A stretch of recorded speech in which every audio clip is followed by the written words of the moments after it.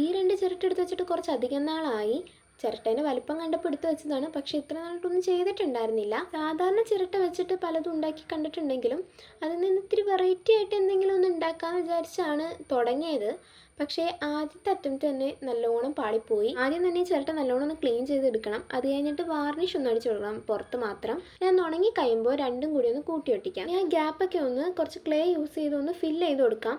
ഞങ്ങൾ വീട്ടിൽ തന്നെ ഉണ്ടാക്കിയ സോയിൽ ക്ലേ ആണ് യൂസ് ചെയ്തത്. ഇതാണ് ഞങ്ങൾ പറഞ്ഞത് ഫസ്റ്റ് അറ്റംപ്റ്റ് തന്നെ പാളിപ്പോയിന്ന്.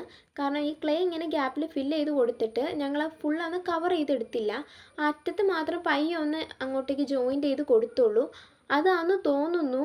എല്ലാം കഴിഞ്ഞ് ഉണങ്ങി കഴിഞ്ഞപ്പോൾ ഇതിൻ്റെ അവസ്ഥ ഇതായിരുന്നു. എല്ലാം ക്രാക്കൊക്കെ വീണിട്ട് ഭയങ്കരമായിട്ട് വിട്ട് പോരുമായിരുന്നു. പിന്നെ ലാസ്റ്റ് ഞാൻ വിട്ടിരുന്ന എല്ലാം കൂടി അതിൽ നിന്ന് പറിച്ചങ്ങ് മാറ്റിയിട്ട് വേറെ കുറച്ച് ക്ലേ എടുത്ത് വേറെ രീതിയിൽ അങ്ങ് ഉണ്ടാക്കാമെന്ന് വിചാരിച്ചു. ഈ ക്ലേ കുഴച്ചെടുക്കാൻ തന്നെ നല്ല ടൈം എടുത്തായിരുന്നു. പിന്നെ അതിൽ നിന്ന് കുറച്ച് ക്ലേ എടുത്തിട്ട് ഇതുപോലെ റൗണ്ടിൽ പരത്തിയിട്ട് ആ ഒരു ചിരട്ടേൻ്റെ മീതെ മാത്രം ഇങ്ങനെ ഒന്ന് വെച്ച് കൊടുത്ത് നല്ലോണം സ്മൂത്ത് ആക്കി എടുക്കാം. അത് വെക്കുമ്പോൾ നല്ലോണം ആ ചിരട്ടയിൽ ഫിറ്റ് ആയിട്ടുണ്ടെന്ന് ഉറപ്പ് വരുത്തണം. അതേപോലെ 2 ചിരട്ടയും ചെയ്തിട്ട് ഇത് രണ്ടും തമ്മിൽ അങ്ങ് കൂട്ടി അങ്ങ് വെക്കാം. ഇനി ആ ക്ലേ എല്ലാം കൂടി നമ്മൾ 2 വിരൽ യൂസ് ചെയ്തിട്ട് നടുക്കോട്ട് അങ്ങ് പ്രസ് ചെയ്ത് കൊടുക്കാം. അപ്പോൾ നല്ല ഫിറ്റായിട്ട് ആ ഗ്യാപ്പ് എല്ലാം കറക്റ്റായിട്ട് ഫില്ലായിട്ട് ഇരുന്നോളും.